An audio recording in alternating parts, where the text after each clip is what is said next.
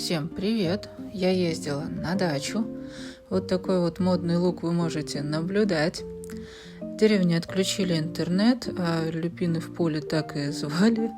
Так что мы в перерыве между дождями с моей любимой мамой пошли их в поле собирать.